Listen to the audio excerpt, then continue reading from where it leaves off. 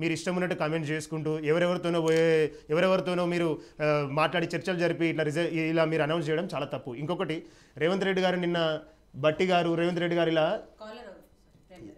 Caller ఒక లైన్లో ఉన్నారు, తనతో మాట్లాడు. Hello hello hello ma'am, good evening ma'am. Good evening అండి. ఎవరు మాట్లాడుతున్నారు, ఎక్కడి నుంచి? మ్యామ్, నేను అభిరామ్, కామారెడ్డి నుంచి. చెప్పండి అభిరామ్ గారు. మ్యామ్, ఫస్ట్ ఆఫ్ ఆల్ నేను యోయో టీవీ ఛానల్ వాళ్ళకి కృతజ్ఞతలు చెప్పదలుచుకున్నానండి. ఎందుకు అని చెప్పంటే, ఇంతకుముందు మానవతారాయ్ గారు ఒక చిన్న విషయం చెప్పారు. ఆయన ఏమన్నారు అంటే, ఎక్కడ మీడియాలో వస్తలేదు వీళ్ళు ప్రొటెస్ట్ చేసేది అంటే, యాక్చువల్ గా నిజాయితీగా ఇది జరగట్లేదు ఉద్యమం, ఎవరో 4 యూట్యూబ్ ఛానళ్ళకి వెనకాల ప్రతిపక్షం ఉండి ప్రేరేపిస్తుంది అని చెప్పన్నారు. అయితే ఈ ప్రతిపక్షాలు ఉన్నది ఇప్పుడు అధికార పార్టీ ఏం చేస్తుంది అని చెప్పంటే, వెనకాల కొన్ని మెయిన్ స్ట్రీమ్ మీడియాని వాళ్ళు బలవంతం చేస్తున్నారా లేకపోతే భయపెడుతున్నారా తెలియదు, కానీ ఎక్కడ న్యూస్ రాకుండా జాగ్రత్త పడుతున్నారు first of all. And hall టికెట్లు బలవంతంగా రిలీజ్ చేసి, మేము పక్క ప్రొటెస్ట్ చేస్తుంటే హాల్ టికెట్లు బలవంతంగా రిలీజ్ చేసి ఎగ్జామ్ దగ్గర దాకా లాక్కొచ్చారు మేడం. చూస్తుంటే మీరు అబ్జర్వ్ చేయొచ్చు అది. అండ్ దగ్గర దాకా లాక్కొచ్చి ఇప్పుడు ఏమంటున్నారు, హాల్ టికెట్లు డౌన్లోడ్ చేసుకున్నారు 2 లక్షల మంది అని చెప్పని నిన్న ఉప ముఖ్యమంత్రి గారు మాట్లాడారు. అది ఎంత దారుణం అనిపిస్తుంది అంటే నాకు, హాల్ టికెట్లు డౌన్లోడ్ చేసుకోవడం అనేది అదొక మెజర్మెంట్, అదొక పోలా? అట్లీస్ట్ మీకు పోల్ కొట్టాలి అని చెప్పని అనిపిస్తే మా రిజిస్ట్రేషన్ నంబర్స్ ఉంటాయి, ఓకేనా? ఆ రిజిస్ట్రేషన్ నంబర్ తో మాకు ఏదైతే ఎన్రోల్మెంట్ నంబర్ ఇచ్చారో దాన్ని కన్సిడర్ చేసి మాకు పోల్ ఏర్పాటు చేయరు, మీకు అట్లా నిజాయితీ తెలుసుకోవాలి అని చెప్పి అనిపిస్తే. అది లేదు, ఖండించారు. ప్రతిపక్షాల కుట్ర అని ఇస్తారు. ప్రతిపక్షాల కుట్ర అని చెప్పని మీరు ఏం చేయదలుచుకున్నారంటే, మీరు బాగానే ఉంటారు. బీఆర్ఎస్ పార్టీ అధికారంలో ఉన్నప్పుడు వాళ్ళు పోస్ట్ లేకుండా గవర్నమెంట్ స్కూళ్ళని దెబ్బతీసి విద్యా వ్యవస్థను అంతా మొత్తం చావ తెచ్చేటట్టు చేసిరు.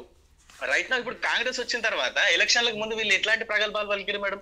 23,000 పోస్టులు ఉన్నాయని చెప్పని రాహుల్ గాంధీని తీసుకొచ్చి ప్రియాంక గాంధీని తీసుకొచ్చి అప్పుడు మాట్లాడేటప్పుడు వాగ్దానాలు చేసేటప్పుడు అది నోరా లేకపోతే మోరా నాలుక కాదా వీళ్ళదప్పుడు తాటిమట్టు అనుకుంటా నాకు తెలిసి. ఓకే. అండ్ ఇప్పుడు ఇంకోటి, బట్టి విక్రమార్క గారు నిన్న ప్రెస్ మీట్ పెట్టినప్పుడు ఏమన్నారు మేడం, వీళ్ళు ఇచ్చిన నోటిఫికేషన్ ఎలక్షన్లకు ముందు 23,000, నోటిఫికేషన్ లో 11,000, అండ్ బట్టి గారు నిన్న చెప్పేది 16,000. అంటే నోటిఫికేషన్ ఇచ్చే ముంగట మీకు ఆ అవగాహన లేదా? దాని మీద కనీస అవగాహన లేకుండా నోటిఫికేషన్ ఎట్లా రిలీజ్ చేసింది అంటే అప్పుడు అర్థం కాలేదా మీకు నోటిఫికేషన్ ఇచ్చేటప్పుడు? అండ్ రెండోది, ప్రమోషన్స్ అంటున్నారు మేడం. ట్రాన్స్ఫర్స్ అంటే పెద్ద మార్పులు చేర్పులు ఉండకపోవచ్చు, ఇక్కడ ఉన్న వాళ్ళు అక్కడికి పోతారు, కానీ ప్రమోషన్స్ వల్ల 19,700 చిల్లర 19,700 పైచీలకు ప్రమోషన్స్ ఇచ్చినామంటారా? ఖాళీలు అందులో ఎన్నో కొన్ని అయితే ఖాళీలు ఉంటాయి కదా, ఎన్నో కొన్ని మాక్సిమం ఆఫ్ ఖాళీలు ఉంటాయి. వాటిని ఎక్కడ కలపదలుచుకున్నారు వీళ్ళు బట్టి విక్రమార్క గారు? అంటే ఈ 11,000 ఇచ్చిన తర్వాత ఇంకో 5,000 మిగిలిపోయింది, మళ్ళీ 19,000 ఖాళీల్లో ఎన్ని మిగులుతున్నాయి? అండ్ నెక్స్ట్ మన సీఎం గారు 4,000 స్కూళ్ళు రీఓపెన్ చేపిస్తాను అంటే 4,000 స్కూళ్ళు రీఓపెన్ చేపిస్తే కనీసం 4,000 మంది అయితే కావాలి కదా. అంటే వీళ్ళు చెప్పిన లెక్కకు మేడం దగ్గర 20,000 ఇప్పుడే దాటిపోతుంది, నువ్వు ఇచ్చే 11,000 కాకుండా. And one more thing ma'am, ఇక్కడ ఒకవేళ ఈ 22 లక్షల మంది పిల్లల పేర్లు స్కూళ్ళల్లో ఉన్న గవర్నమెంట్ స్కూళ్ళల్లో ఉన్న బడుగు బలహీన వర్గాలు అని చెప్పి వీళ్ళు జాలి చూపించి మాట్లాడుతున్నారు కదా, అయితే ఈ 22 లక్షల మంది పిల్లలకి 11 బిలియన్ న్యాయం అయిపోతుంది అని చెప్పి అనుకుంటారు వీళ్ళు? ఏ రకంగా న్యాయం అవుతుంది ఇక్కడ వీళ్ళకి? అండ్ వన్ మోర్ థింగ్, 22 లక్షల మంది పిల్లలకి సగం న్యాయం ఎందుకు చేద్దాం అనుకుంటుంది గవర్నమెంట్? వాళ్ళ మీద నగనాచి ప్రేమలు ఎందుకు చూపిస్తుంది? ఇంకోటి, అకాడమిక్ ఇయర్ స్టార్ట్ అవ్వడానికి ముందు ఇస్తారా రిక్రూట్మెంట్స్? అకాడమిక్ ఇయర్ అయిపోయిన తర్వాత ఇస్తారా? అకాడమిక్ ఇయర్ అంతా అయిపోయిన తర్వాత వీళ్ళు రిక్రూట్మెంట్ ప్రాసెస్ స్టార్ట్ చేసి ఇప్పుడు అది రిక్రూట్మెంట్ అయ్యేసరికి సీఎం రేవంత్ రెడ్డి అంటున్నాడు యుద్ధ ప్రాతిపదికన చేస్తాము అంటున్నాడు, ఇంకో పక్క December 9 అంటున్నాడు. అయితే మీరు చూడండి, సీఎం గారు ఒక పర్టికులర్ ఒక 100% ఒక క్లారిటీతో ఉన్నారు. ఆయన ఏం చేస్తున్నారు అని చెప్పంటే, నెక్స్ట్ December 9 కల్లా రిక్రూట్మెంట్లు అయిపోవాలి, నెక్స్ట్ December 9కి ఇవ్విస్తాం, నెక్స్ట్ December 9 అవ్విస్తాం. ఈ డిసెంబర్ భజనేంద్ర రేవంత్ రెడ్డి అంటే నీ December 9న ఎవరు సోనియా గాంధీ గారి బర్త్డే ఉందని చెప్పని, ఈ సోనియా గాంధీ గారు తెలంగాణ అనౌన్స్ చేసిన డేట్ కూడా అదే అని చెప్పని, నీ కాంగ్రెస్ గవర్నమెంట్ అధికారంలోకి రాగానే ఈ నిరుద్యోగుల భవిష్యత్తుని, తెలంగాణ ఆత్మగౌరవాన్ని కాంగ్రెస్ నాయకులు సోనియా గాంధీ కాళ్ళగడ తాకట్టు పెడదాం అనుకుంటావాను? సిగ్గు అనిపించట్లేదా? ఇంకా డేట్లు దొరుకుతలేవా? మొత్తం అకాడమిక్ క్యాలెండర్ లో జాబ్ క్యాలెండర్ అని చెప్పట్టు డిసెంబర్ చుట్టూ నువ్వు దొరుకుతుంది నీ కథ అంతా. అబ్రామ్ గారు, రైట్, మీ బాధ ఆవేదన అన్ని అర్థం అవుతున్నాయి. అండ్ మీరు అన్నట్టే ఆల్రెడీ హాల్ టికెట్ డౌన్లోడ్ అయిపోయి ఇంకా 2 days టైం ఉంది, ఏం చేయదలుచుకున్నారు అనేది? మ్యామ్, టెట్ రిజల్ట్స్ వచ్చిన తర్వాత ఎంత ఉందో అడగండి ఒకసారి. కనీస అవగాహన లేకుండా ఈ ఎవరో చెల్లని పైసలు వచ్చి మాట్లాడుతూ ఉంటారు, ఈ చెనగాని దయాకర్ లేకపోతే ఆ మానవతరాయ్ వీళ్ళందరూ. కనీసం ఈయనకైతే ఐడియా ఉంటుండే కదా, ఎవరు మన కోదండరామ్ గారికి. వాళ్ళు అప్పుడు దాటేసుకొని మోహన్ చాటేసి, అదే బీఆర్ఎస్ అధికారంలో ఉన్నప్పుడు ఎప్పుడైతే బీఆర్ఎస్ అధికారంలో ఉన్నప్పుడు ఆయన గేట్ల కాడ వచ్చి గోషామాల్ గేట్ దగ్గర వచ్చి గంటలు నిలబడిపోయింది. ఇప్పుడు ఇటుపోయింది ఆ మొహం. తీన్మార్ మల్లన్న అప్పుడు సీఎం కి ఫోన్ చేస్తా, ఎమ్మెల్యేకి ఫోన్ చేస్తా అని ఇప్పుడు ఆడ పడుకున్నాడు, పాష్కల్ లాగి మనం పడుకున్నాడా తీన్మార్ మల్లన్న అని అడుగుతున్నాం. అండ్ ఇంకోటి మేడం, ఇక్కడ వీళ్ళందరూ మొహం చాటేసేసి కనీసం ముందుకొచ్చి ఒక ప్రెస్ మీట్ పెట్టలేని ధైర్యం లేని సీఎం ప్రెస్ మీట్ ఇప్పటిదాకా ప్రెస్ మీట్ పెట్టలేదు సీఎం ఒకటి కూడా. ఆయన ఏదో పబ్లిక్ మీటింగ్ లలో 4 అనౌన్స్మెంట్లు వేసుకుంటూ పోతున్నాడు. నోటికి ఎంత వస్తే కదా మాట్లాడుతున్నాడు. మైక్ల ముగ్గటికి రాగానే చిన్న పొరగాళ్ళు మాట్లాడా. సీఎం అంటే ఒక అధికార ప్రతినిధి, ఈ మొత్తం రాష్ట్రానికి అధికార ప్రతినిధి. నోటికి వచ్చింది మాట్లాడతా అంటే ఎట్లా? ఏ దొంగనా కొడుకులని, సన్నాసులని ఇట్లాంటి ఆ మాటలు మాట్లాడతా అంటే నువ్వు ఏది మాట్లాడినా ఒక అధికార ప్రతినిధి ఆన్ రికార్డు ఉంటుంది. ఏం చెప్పాలనుకుంటున్నావు నువ్వు మొత్తం సమాజానికి? ఇప్పుడు ఈ నంగనాచి ప్రేమలు స్కూల్లో మీరు చూపిస్తా అనుకుంటే మేడం, ఇప్పుడు ఈడ వచ్చి మాట్లాడే కాంగ్రెస్ నాయకులు చాలా మంది తెలియదు. ఎన్ని గవర్నమెంట్ స్కూల్ ఉన్నాయన్న విషయం కూడా తెలియదు. అండ్ గవర్నమెంట్ స్కూళ్ళలో ఎన్ని మూతపడడానికి రెడీగా ఉన్నాయి తెలియదు. ఒకవేళ మూతపడేటి తెరవాలనుకున్నా ఎప్పుడు తెరవాలి? ఈయన నోటిఫికేషన్ ఇచ్చి రిక్రూట్ చేసుకునేసరికి జనవరి ఫిబ్రవరి దాటుతుంది మేడం. అప్పటిదాకా వీవీలను పెట్టాడట, వీళ్ళని రిక్రూట్ చేయాడట. అంటే అటు వీవీలను పెట్టకుండా ఇటు మమ్మల్ని తీసుకోకుండా 23,000 పోస్టులు 20,000కి పైగా ఖాళీలు ఉంటే కూడా అవి నింపకుండా ఏం చేద్దాం అనుకుంటున్నావు? గవర్నమెంట్ విద్యా వ్యవస్థ నువ్వు ఇప్పటిదాకా విద్యా కమిటీలు ఉండేవి. అసలు ఆ స్కూల్ ఎటుపోతున్నాయో తెలియదు. ప్రైవేట్ స్కూల్కి మాత్రం పట్టం కడతారు. డబుల్ బెడ్రూమ్, సింగిల్ బెడ్రూమ్ లలో స్కూల్ నడిపిస్తున్నారు మేడం. సిగ్గు అనిపిస్తలేదా? ఈయన ఎడ్యుకేషన్ మినిస్టరే కదా ఇప్పుడు సీఎం.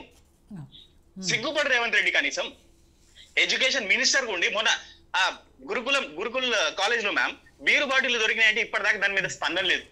ఈయన పబ్లిక్ మీటింగ్లలో బిజీ అయిపోయాడు. ఈ నంగనాచి ప్రేమలు చూపిస్తూ మేడం, ఈ నంగనాచి ప్రేమలు చూపిస్తూ మమ్మల్ని దాటేస్తూ మెడ మీద దాకా తీసుకొచ్చిన తర్వాత అయిపోయింది హాల్ టికెట్లు రిలీజ్ చేయమని. అంటే ఇప్పటిదాకా హాల్ టికెట్లు బలవంతంగా ఎందుకు రిలీజ్ చేస్తున్నావు నువ్వు? బలవంతంగా హాల్ టికెట్లు రిలీజ్ చేసే ఉద్దేశం ఏంటి? అండ్ ఇంకోటి మేడం, ఈయన ఇన్ని ప్రేమలు చూపిస్తున్నాడు కదా, ఇంక చాలా మంది లేవనెత్తారు. ఏది 2008 డిఎస్సి మేడం, 2008 డిఎస్సిలో 30% ఇష్యూలో 30% 70% ఇష్యూలో కోర్టు కేసుకి వెళ్ళిన తర్వాత రీసెంట్ గా 1,500 మందికి కోర్టు జాబ్ ఇచ్చేయమని చెప్పని కేసీఆర్ గవర్నమెంట్ ఉన్నప్పుడే మొట్టికాయలు ఇచ్చింది. ఆయన పట్టించుకోలే. ఈయన వచ్చిన తర్వాత రేవంత్ గవర్నమెంట్ కూడా మొట్టికాయలు ఇచ్చింది. అయినా ఇంకా పట్టించుకుంటాడు దాన్ని. నీకు ఇంత ప్రేమ ఉంటే గవర్నమెంట్ స్కూల్ విద్యార్థుల మీద ఆ 1,500 మందికి పోస్టింగ్లు ఎందుకు ఇస్తలేవు? ఇంకా ముందుగా అపాయింట్మెంట్ లెటర్లు ఇచ్చిన తర్వాత ఆ మొహమ్మద్ చూపి రేవంత్ రెడ్డి, అప్పుడు మాట్లాడతాం నీతోటి. ధైర్యం ఉంటే మాతోటి చర్చకు రా, డైరెక్ట్ గా. ఈ చెంచాగాలను ఎందుకు పంపిస్తున్నావు మధ్య? కనీస అవగాహన లేదు. నాకు ఈ టెట్ అంటే తెలియదు ఒక్కొక్కరికి. ఇవాళ మేడం ఎవరు సీతక్క గారంట టెట్ అంటే ఏంటిదని అడుగుతుంది కాల్ చేస్తా ఉంటే. అంటే ఈ మాత్రం అవగాహన ఉండి మీరు ఇట్లాంటి అడ్మినిస్ట్రేషన్ చేస్తుంటే మీ అడ్మినిస్ట్రేషన్ మీద నమ్మకం లేకుండానే అసలు ఏం జరుగుతుంది అన్న ఉద్దేశంతో హాల్ టికెట్ డౌన్లోడ్ చేసుకున్నాం. ఎక్కడెక్కడ ఉన్నాయి అని చెప్పని చూద్దాం అనుకుని హాల్ టికెట్ డౌన్లోడ్ చేసుకుంటాం. హాల్ టికెట్లు డౌన్లోడ్ చేయడం అనేది అదొక మెజర్మెంటా? అదొక పోలా? ఏ విషయం చెప్పాలనుకుంటున్నారు? దాటేసే ధోరణ. ఈ దొంగచాటు దెబ్బలు ఎందుకు మాకు? ఇప్పుడు ఇంకోటి చేద్దాం అనుకుంటారు. డిఎస్సి ఎగ్జామ్స్ స్టార్ట్ కాగానే బలవంతంగా ఇప్పుడు ఈ బలవంతపు ఎగ్జామ్స్ మాతో రాపిస్తున్నారు. పోలీస్ పహారా పెట్టి 2 రోజులు దగ్గర దాకా తీసుకొచ్చి ఇట్లాంటి బలవంతపు ఎగ్జామ్స్ ఎందుకు రాపియాలి?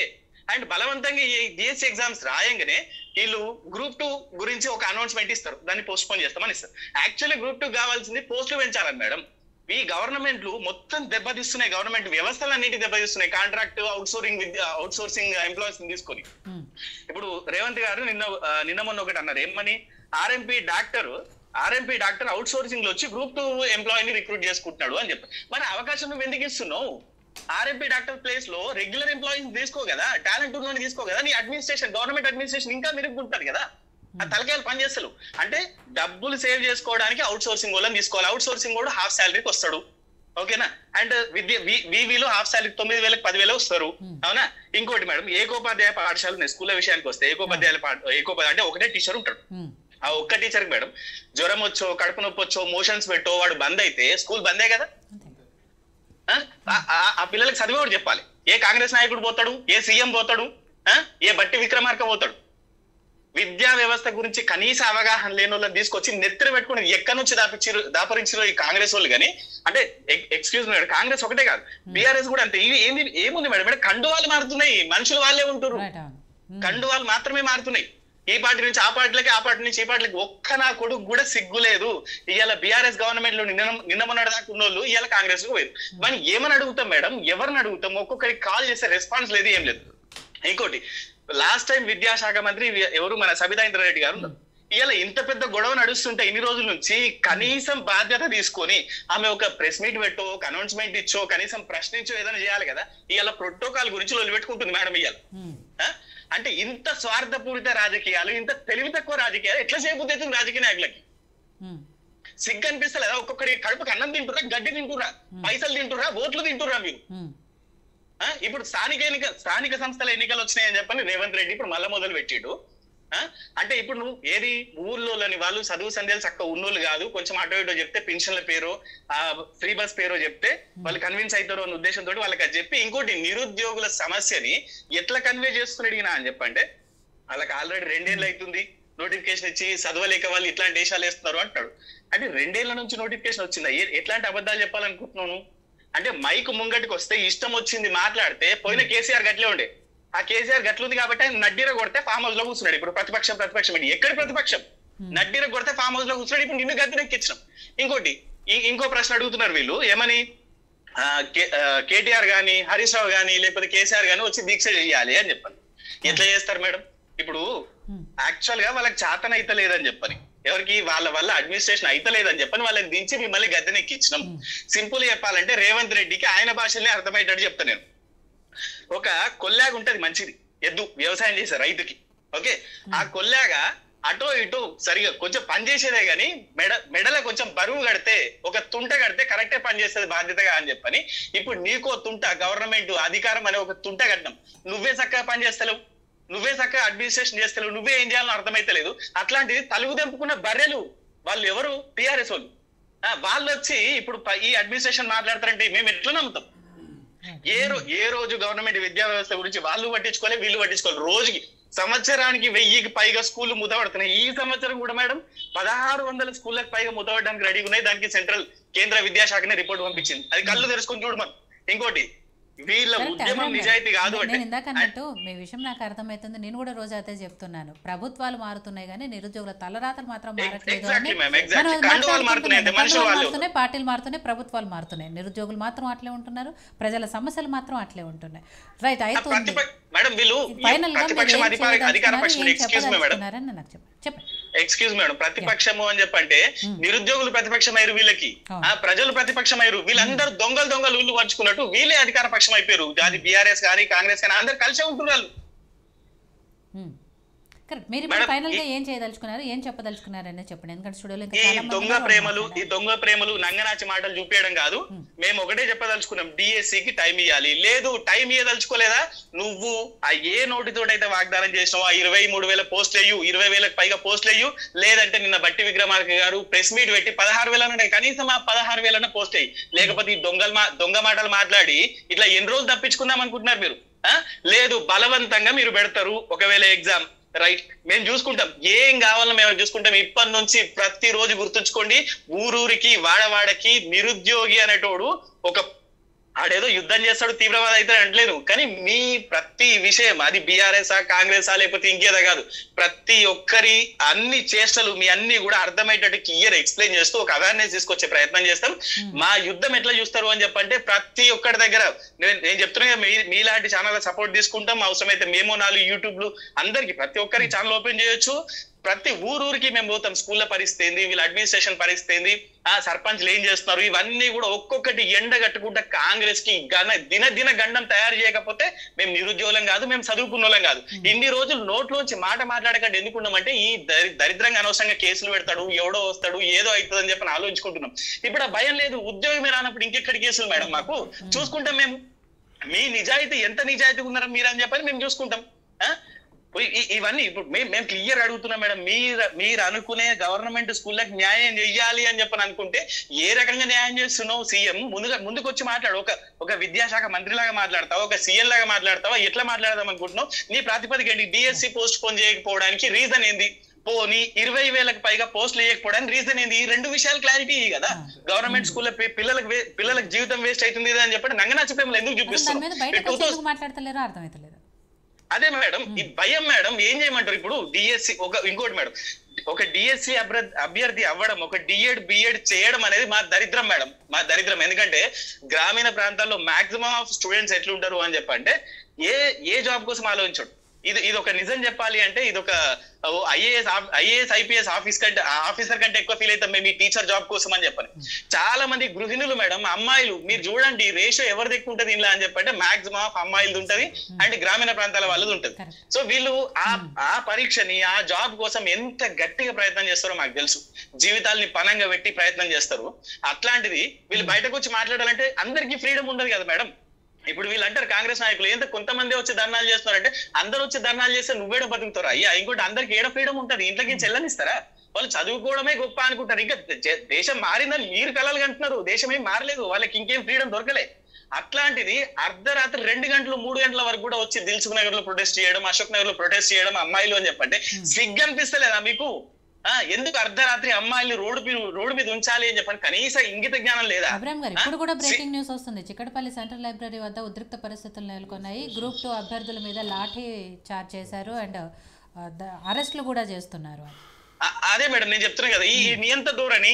ఇప్పుడు సీఎం రేవంత్ రెడ్డి ఏమనుకుంటున్నారు అని చెప్పంటే సీఎం అవ్వడానికన్నా ముందు ప్రజాపాలన అన్నాడు, ఇదన్నాడు, అదన్నాడు, ఒక సాఫ్ట్ కార్నర్ గా మాట్లాడు. మాకు ముందే తెలుసు ఈ రేవంత్ రెడ్డి అయినా సీఎం అయినా ఒకటే స్కూల్ నుంచి వచ్చిన వాళ్ళు కదా మేడం, చంద్రబాబు స్కూల్ నుంచి వీళ్ళంతా కదా. టీడీపీ నుంచి ఇప్పుడు అడ్డ మీద కూలీలని మాట్లాడు. ఏ అడ్డ మీద కూలి రేవంత్ రెడ్డి? నువ్వు టీడీపీ అనే అడ్డ మీదకి వెళ్ళి కాంగ్రెస్ అనే అడ్డ మీదకి వచ్చిన గుంపు మీద నువ్వు పక్కా చెప్తున్నా నేను. నువ్వు అడ్డ మీద కూలీలు అంటావా? బిర్యానీల కోసం వచ్చిన మనుషులు వీళ్ళు అని చెప్పి నిరుద్యోగులు అంటావా?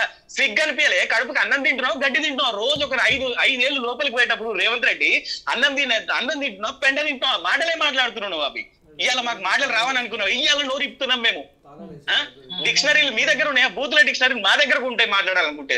ఖబర్దార్ అని చెప్తున్నా, ఏ కాంగ్రెస్ నాయకుడే గాని ఏ బీఆర్ఎస్ నాయకుడే గాని ఎవడైనా గాని అధికారంలో ఉండి ఒక అధికార ప్రతినిధిగా మాట్లాడుతున్నా మైక్ ముంగటికి వచ్చి అనిపించినప్పుడు జాగ్రత్తగా ఒళ్ళు దగ్గర పెట్టుకొని మాట్లాడు. మీరేం దేవుళ్ళు కాదు, మీదికెళ్ళి ఊడిపడ్డోళ్ళు.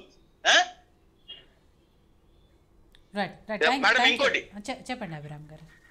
మేడం ఇంకోటి, ఈ ప్రొటెస్ట్ల విషయంలో అమ్మాయిలు అర్ధరాత్రి వచ్చి ఉంటున్నారు అని చెప్పంటే కనికరం అనిపిస్తలేదా వీళ్ళకి కొంచెం కూడా? వాళ్ళను కూడా ఎవరో ప్రొవోక్ చేస్తే ఎవరో రెచ్చగొడుతూ వచ్చిరని చెప్పి అంటారా వీళ్ళకు? అట్లాంటి ఆడపడుచులు వాని ఇళ్లలో లేరు? ఇట్లాంటి కాంగ్రెస్ నాయకులు ఇళ్లలో లేరా? ఎంత దారుణంగా మాట్లాడగలుగుతున్నారు వాళ్ళకి. ఏ ఎలక్షన్ల అప్పుడు నువ్వు వేలకు ఇస్తే కూడా లేడీస్ వచ్చి చదువుకున్న అమ్మాయిలు వచ్చి కనీసం ట్రై చేస్తారు. ఎలక్షన్ల క్యాంపెయినింగ్ ఎప్పుడన్నా లేడీస్ అమ్మాయిలు చదువుకున్న అమ్మాయిలు కనిపిస్తారా? అంటే ఇవాళ నువ్వు ఎవరిని రెచ్చగొట్టాలనుకుంటున్నావు, ఎవరిని అవహేళన చేయాలనుకుంటున్నావు నువ్వు? అండ్ ఇంకోటి మేడం, నీ డిసెంబర్ రాజకీయం మొత్తము మేము అర్థమయ్యేటట్టు చేస్తాం రేవంత్ రెడ్డి. నీ డిసెంబర్ కోసం నీ జాబ్ క్యాలెండర్ మొత్తం డిసెంబర్ చుట్టే ఎందుకు దొరుకుతుంది? మొత్తం సంవత్సరంలో వేరే డేట్లు దొరుకుతలేవా అని అడుగుతున్నా. నీ సీఎం కుర్చీ ఎవడో ఊడవిక్కుంటాడని చెప్పని, నీ కాంగ్రెస్ పార్టీలో ఎవడో నీ సీఎం కుర్చీకి ఎసరు పెట్టిండని చెప్పని నువ్వు ఇవాళ మాటికి పోయి ఢిల్లీలో వాళ్ళ కాళ్ళు పట్టుకుంటా వాళ్ళ మోచేతి నీళ్లు తాగుకుంటా నువ్వు సీఎం కుర్చీ కోసం పాకులాడుతున్నావు అని చెప్పంటే, ఆ సీఎం కుర్చీ కాపాడుకోవడానికి మా నిరుద్యోగుల భవిష్యత్తును తాకట్టు పెడుతున్నావు అంటే, తెలంగాణ ఆత్మగౌరవాన్ని తాకట్టు పెడుతున్నావు అంటే ఎందుకు నువ్వు బతికి ఒక తెలంగాణ వాదిగా? మేడం ఒకసారి ఎన్టీఆర్ అట్లా